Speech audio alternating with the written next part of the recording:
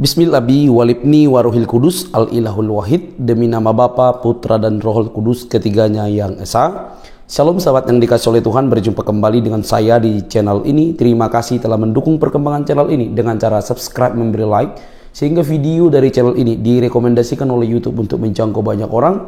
Teman-teman juga boleh memberikan komentar yang cerdas yang berkaitan dengan video yang saya upload, dan dukung saya dengan cara men-share video dari channel ini di berbagai media teman-teman, sehingga ada banyak orang yang mendapatkan informasi dicerdaskan melalui channel ini. Tuhan memberkati kita. Ke Jakarta tahun 70,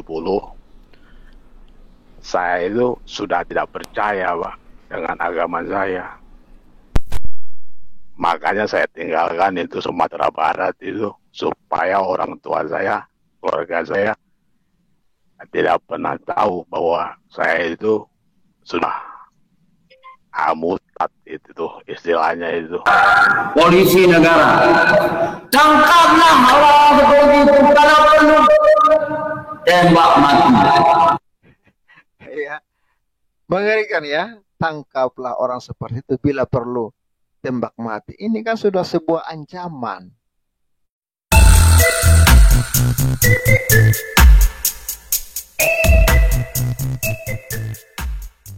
Ya, yang kalau ada orang yang berbeda pendapat dengan Anda, kerjanya bunuh. Itu ajaran benar. Mendingan ajarannya Al-Zaitun. Walaupun dicap sesat, lihatlah. Jumlah mereka sekitar 10.000 orang.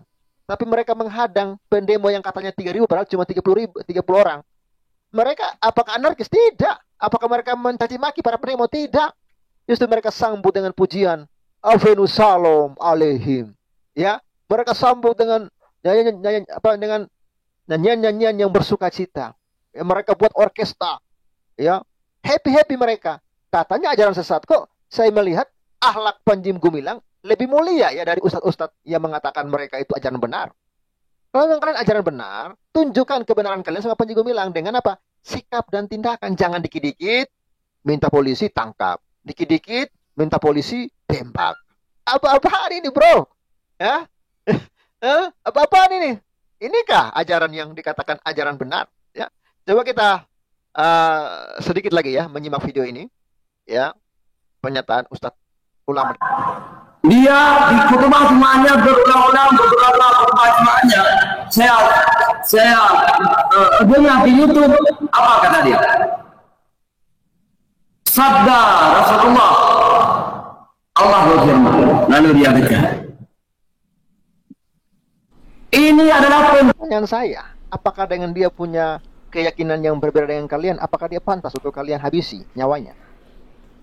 Siapa kalian? Memiliki hak untuk menghabisi nyawa orang. Dapat orang-orang sesat yang mengatakan bahwa Al-Quranul Karim ini adalah redaksinya dari Muhammad. Tidak. Seluruh isi Iya, itu kan iman Anda, ya kan? Tapi kan ketika ditanya siapa saksinya, ya nggak ada saksinya kan? Siapa saksinya? Firman itu diturunkan oleh Allah kepada Muhammad lewat Jibril. Itu kan hanya pengakuan Nabi Muhammad kan menurut sejarahnya. Ya mungkin inilah yang membuat Panji Gumilang ragu kali.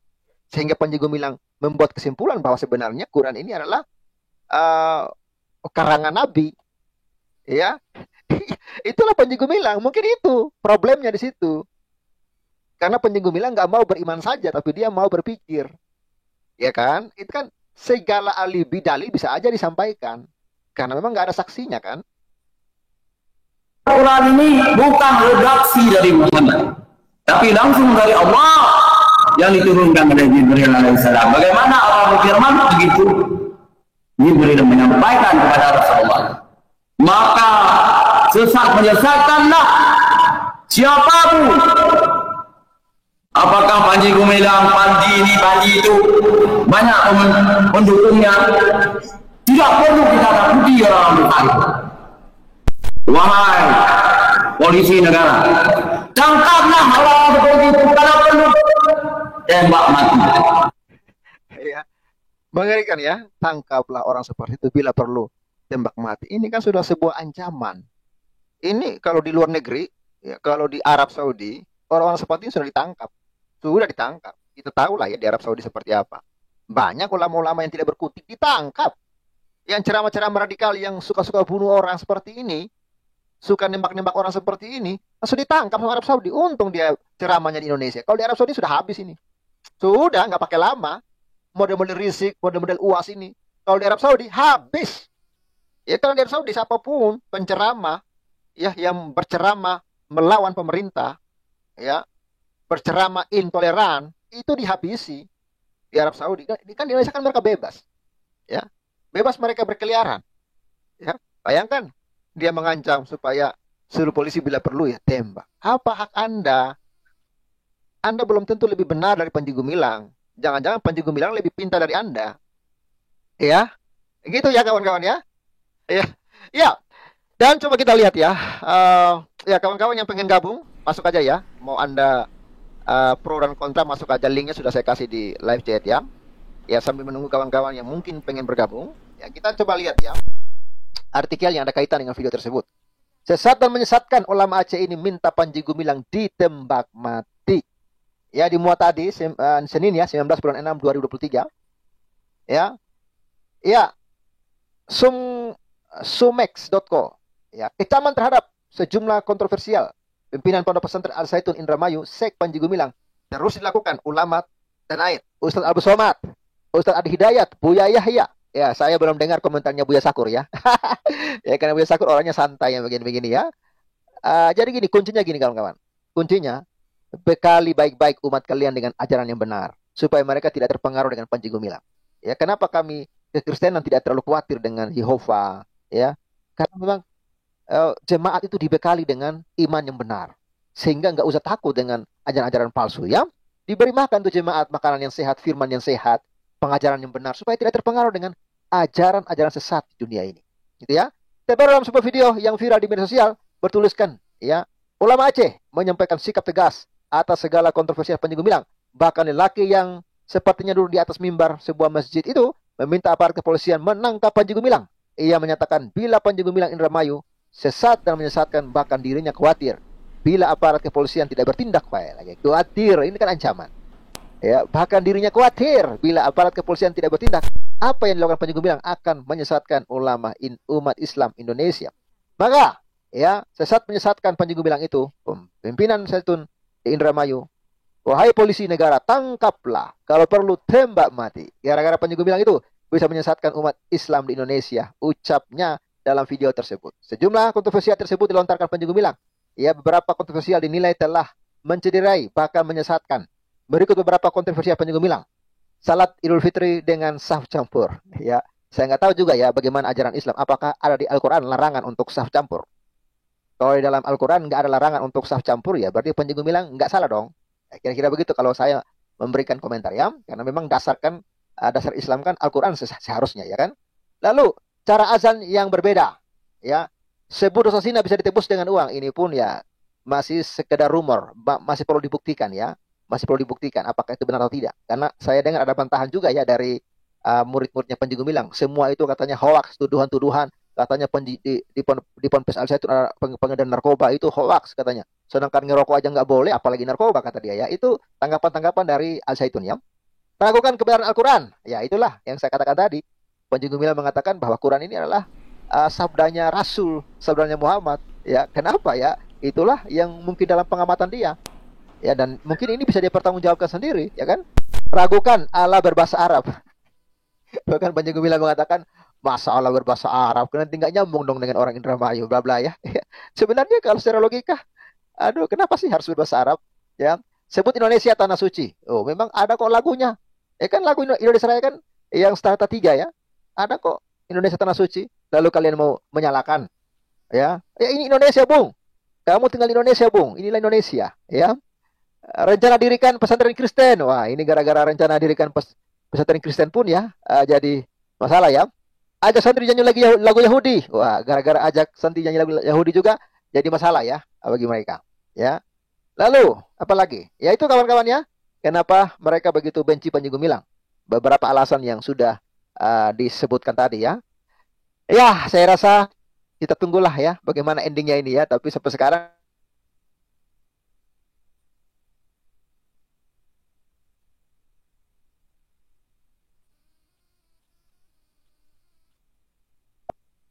aduh, cek. Apakah suara saya jelas, Bung Rocky? Tadi sempat terputus, bro. Bro Pavel. Bro. Bro. Betul, bro. Nggak kedengaran, nggak. Bro.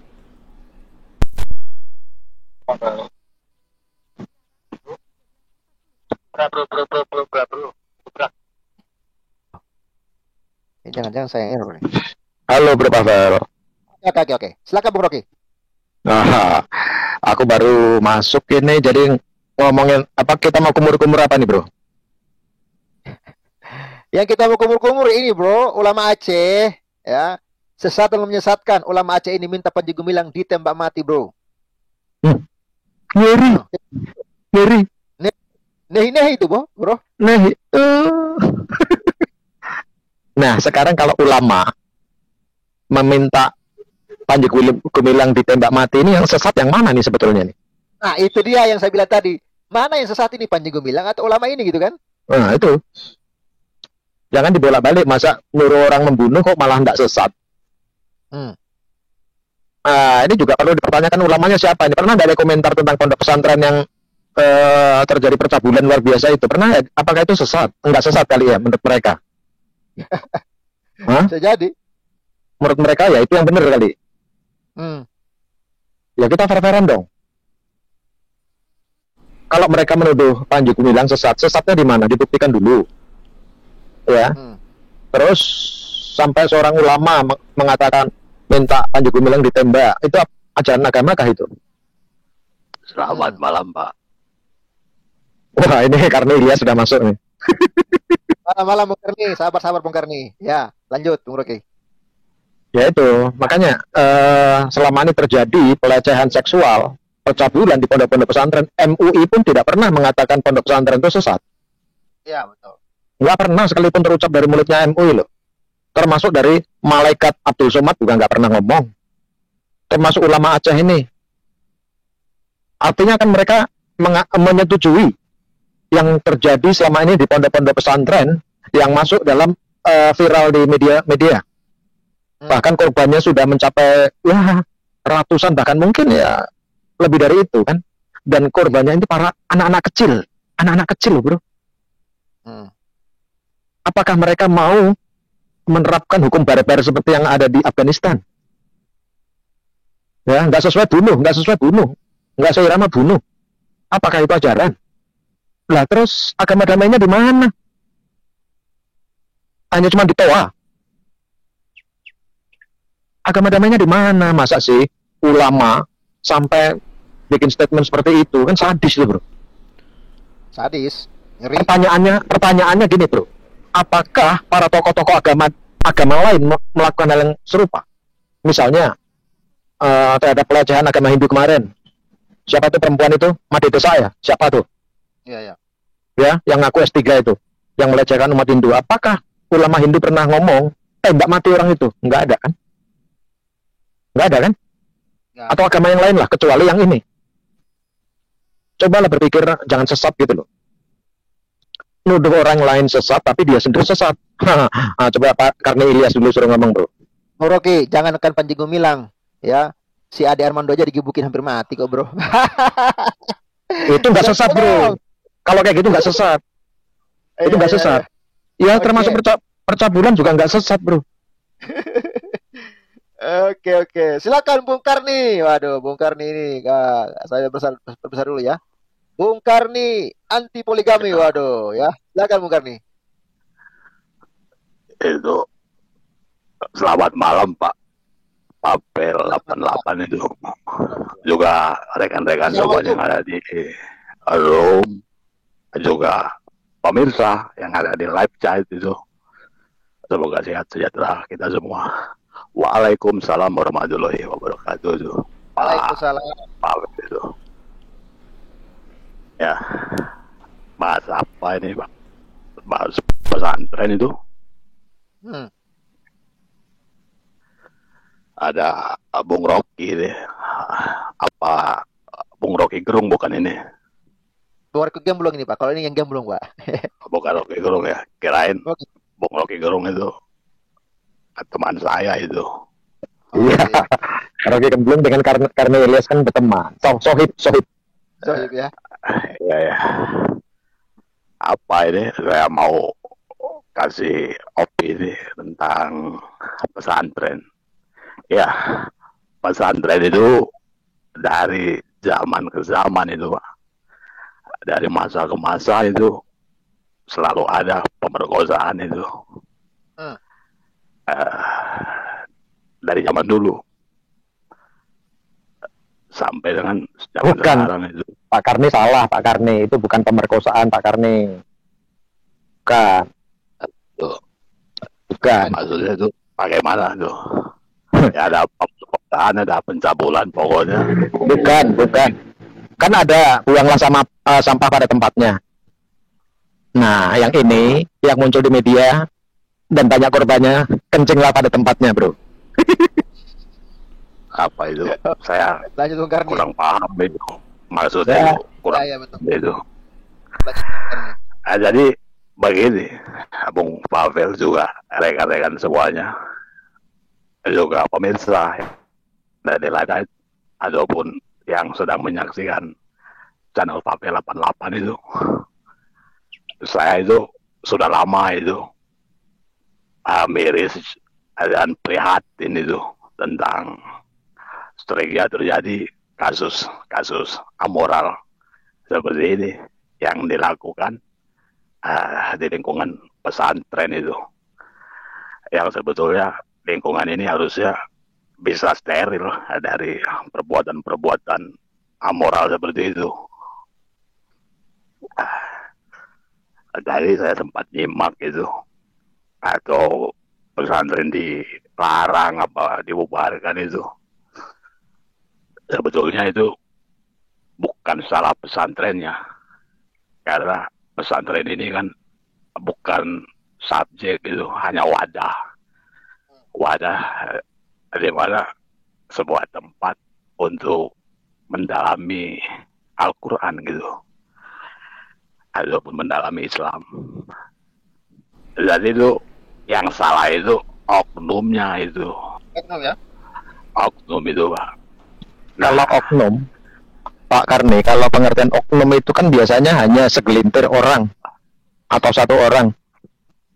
Tapi dari Sabang sampai Merauke, sejak Republik sampai Republik, ya pelakunya banyak, bukan oknum lagi sebetulnya. Nah, itu betul, Pak. Dan saya juga yakin itu kasus-kasus seperti ini itu meskipun banyak yang kita lihat itu, tapi saya sangat yakin itu jauh lebih banyak lagi daripada masalahnya juga gini, Pak Karni, tidak ada satupun statement dari MUI maupun ulama-ulama sampai malaikat-malaikat itu ngomong bahwa apa yang terjadi di pondok-pondok pesantren yang mengakibatkan segitu banyak korban anak-anak kecil, tidak pernah mereka mengatakan itu sesat. Jadi, tapi kok ke Al Zaitun, ke Panji Gumilang dikatakan sesat. Saya jadi bingung ini kalau ngomong dipotong-potong, padahal saya itu baru 2 menit bicara itu. Rocky Gerung. Pak Pel itu. Rocky. Nah, bingung. Rocky juga. Oke. Maksud saya itu berikan saya kesempatan itu, apalagi saya baru 2 menit bicara. Kalau dijeda seperti ini, saya jadi lupa apa yang mau diomongin tadi itu. Baik, itu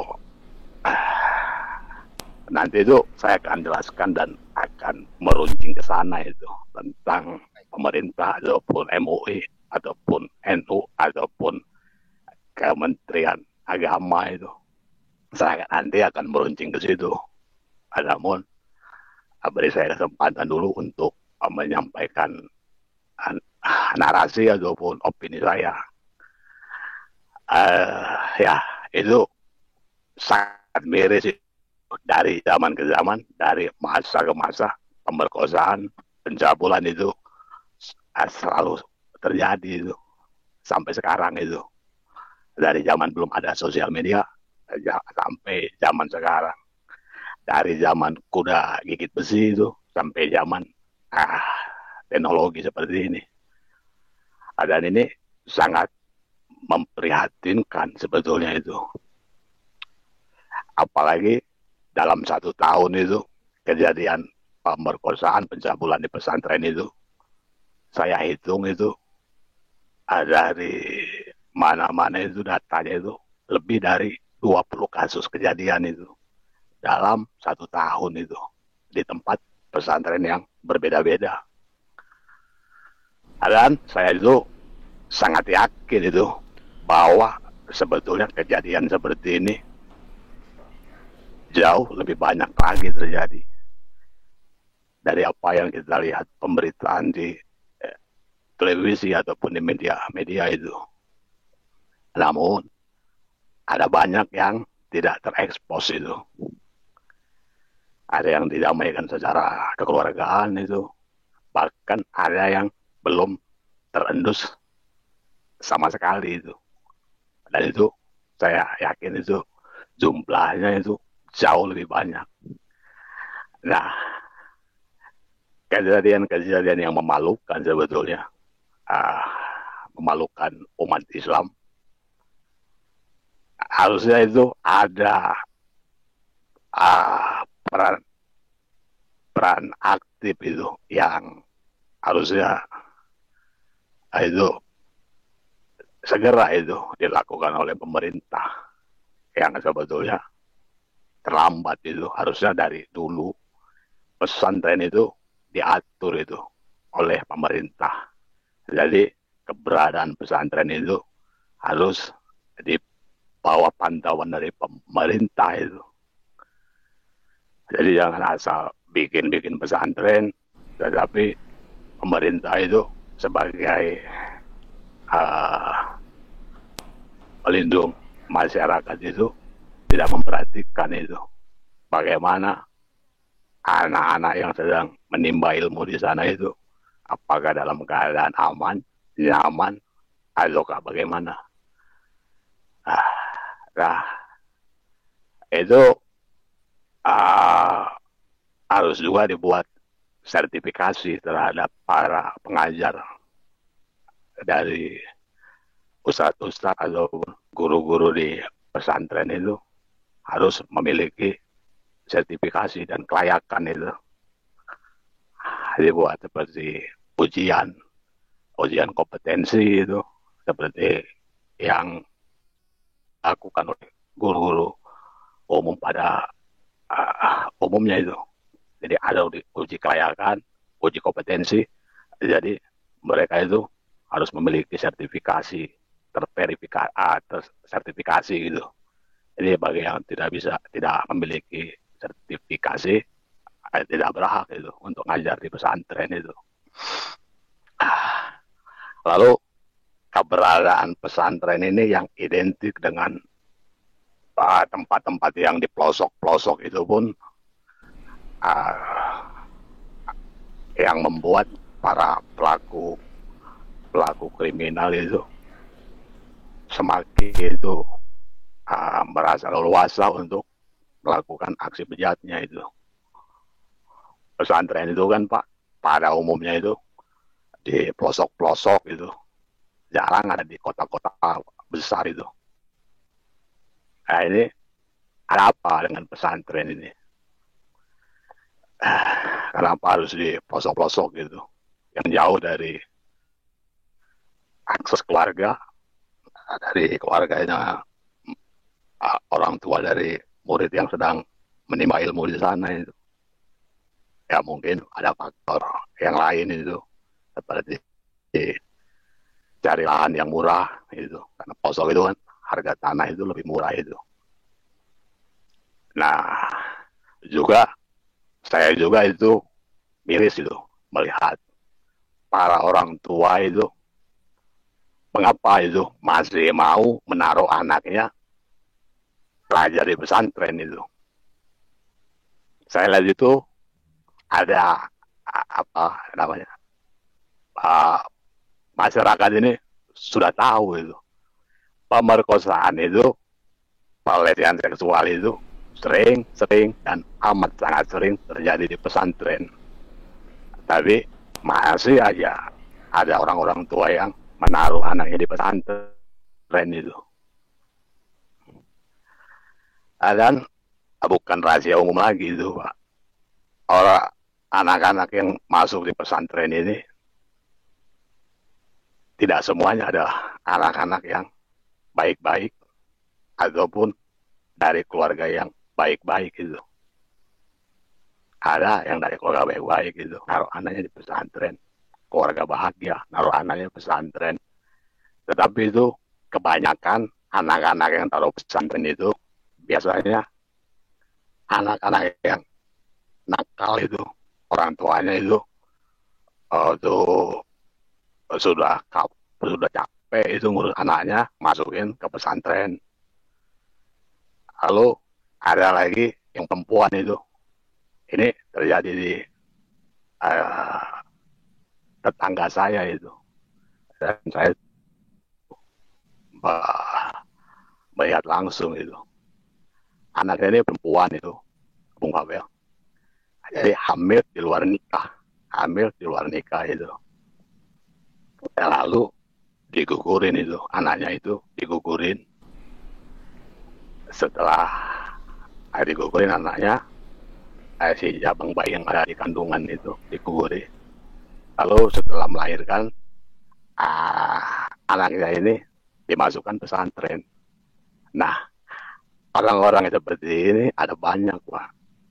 Laki-laki, anak laki-laki yang nakal, perempuan-perempuan yang korban hamil di luar nikah, masukkan ke pesantren begitu. Jadi ada banyak anak-anak yang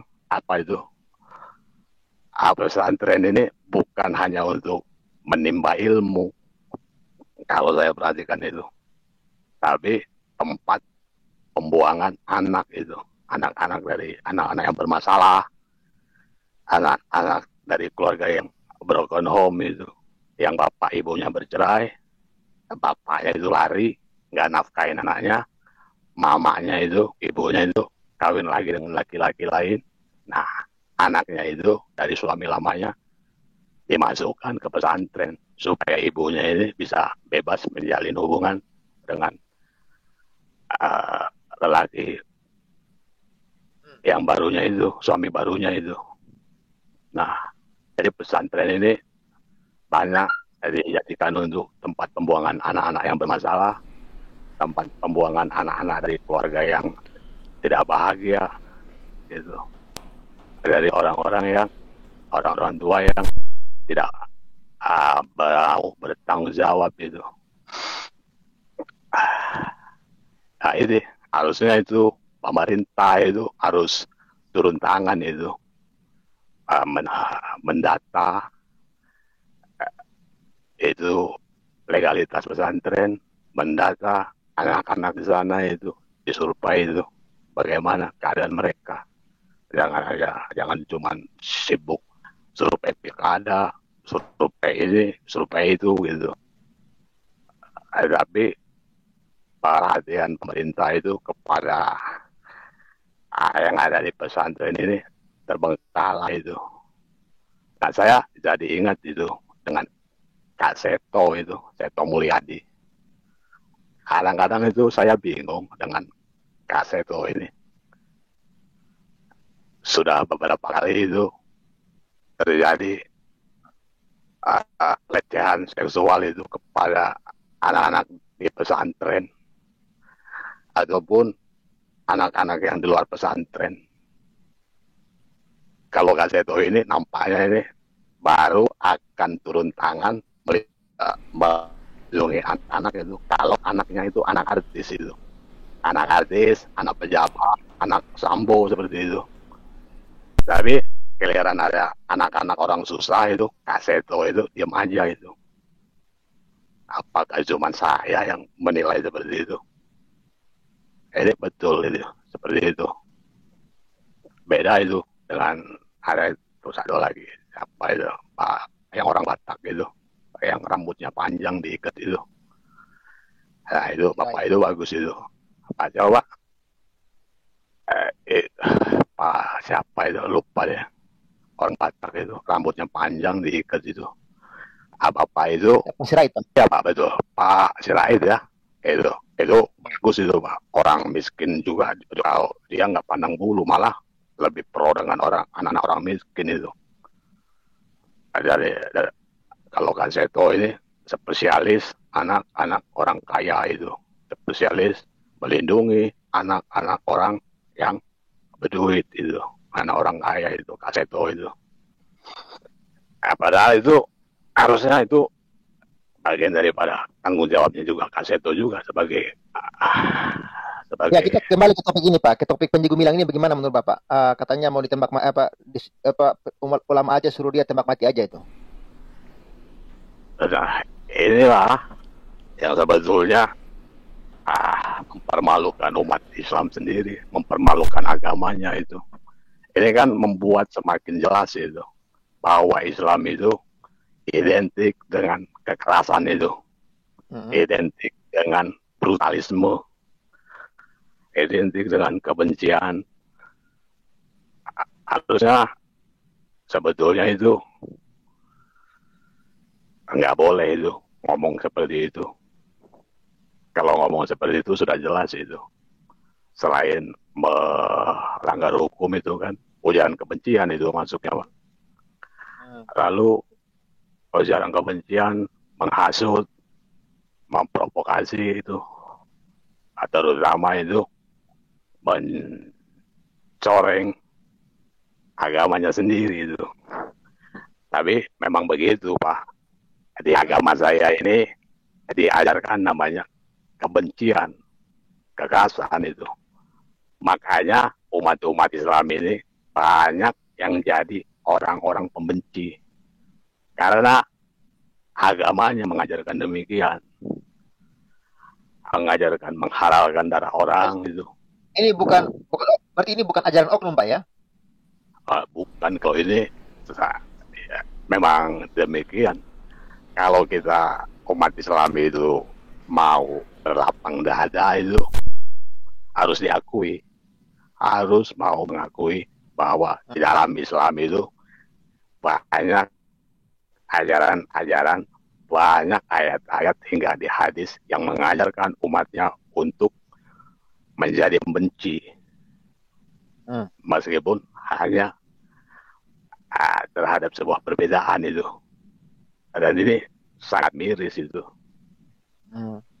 Begitu, memang ajarannya begitu, Pak. Ada ayatnya, banyak hadisnya itu. Apalagi kalau orang yang sudah masuk dalam kategori murtad itu, halal darahnya untuk dibunuh itu, Pak. Yang udah menghina Islam, menghina Rasulullah itu, halal itu untuk dibunuh itu. Tapi kan apa namanya yang sering digaungkan kan Islam itu agama damai, Pak. Nah itu Islam ini, Pak, selalu mengklaim itu, mengklaim ini, mengklaim itu. Islam itu katanya agama damai. Islam itu paling menghormati perbedaan, katanya gitu. Kalau menghormati perbedaan, kenapa itu ada ajaran orang murtad itu harus dibunuh? Kenapa harus mengkafirkan orang kalau menghormati perbedaan? Itu yang namanya menghormati perbedaan itu. Ini kan rancu. Jadi seperti sebuah itu Islam ini banyak slogan-slogan, tapi implementasinya itu nihil itu, nol itu. Maksud Pak Daniel itu slogan jebakan ya, Pak? Betul, Pak. Ada lagi katanya Islam itu paling menghormati wanita. Paling, Pak. Artinya itu kalau paling itu, Pak, paling itu seolah-olah itu agama Kristen nggak menghormati perbedaan, agama Kristen nggak menghormati wanita. Pokoknya Islam ini paling, katanya, Pak. Islam agama yang paling menghormati wanita. Faktanya apa? Kalau menghormati wanita, kenapa ada poligami? Itu namanya menghormati wanita. Ini kan rancu, Pak. Jadi banyak itu klaim-klaim dalam Islam ini, banyak slogan-slogan, tapi implementasinya itu nol itu. Hanya omong doang, tanpa ada fakta itu. Begitu, Pak. Ya begitulah. Jadi kalau pandangan Bapak tentang Panji Gumilang bagaimana, Pak? Ya sebetulnya dalam kita yang berbangsa dan bernegara ini harus yang pertama itu menghormati perbedaan. Kedua itu kita ini harus menghormati kebebasan berpendapat di muka umum itu dilindungi oleh Undang-Undang Dasar 1945.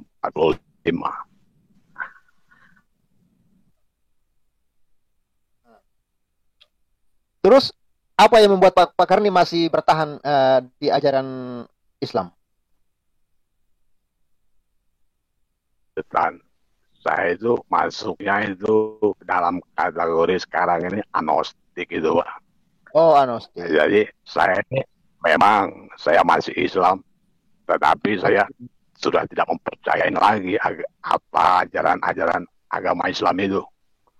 Bagi saya itu banyak ajaran-ajaran yang konyol, ajaran-ajaran penuh dengan kebencian, hingga hal-hal yang nyeleneh itu.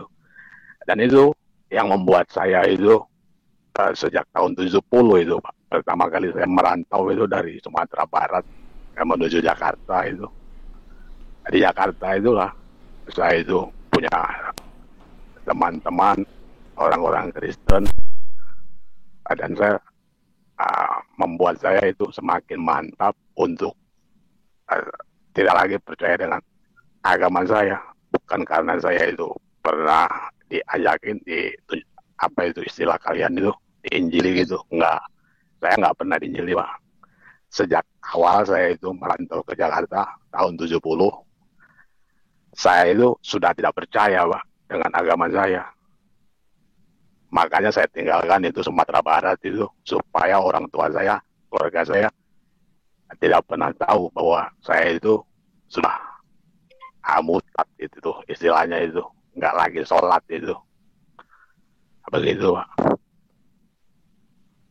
Baik, Bung Karni, terima kasih untuk komentarnya. Jadi kita ingat sendiri ya apa komentar dari Pak Karni ya terkait problemnya Panji Gumilang ini, dan juga terkait ancaman ya terhadap Panji Gumilang oleh ulama Aceh, meminta supaya polisi tangkap, kalau enggak ya bila perlu ditembak aja, kata dia. Ngeri ya. Terima kasih Bung Karni. Bung Yesaya, salam. Jadi teman-teman, mari cerdaslah mencari ilmu dengan sebanyak mungkin, karena ketika orang sudah terisi pikirannya, maka dia tidak sembarangan berkata-kata, dan juga seperti yang dilakukan oleh malam inilah ya. Jadi mari cerdas, tidak usah kepanasan. Kita hanya sedang mencari informasi dan menambah wawasan kita. Sampai di sini video saya. Jangan lupa mendukung saya dengan cara subscribe, like, komen, dan share. Kasih Kristus yang menyelamatkan kami, menyelamatkan umat berdosa, mengasihimu juga. Jangan lupa untuk mendukung dengan cara subscribe, like, komen, share. Sampai ketemu di video selanjutnya. Bye bye.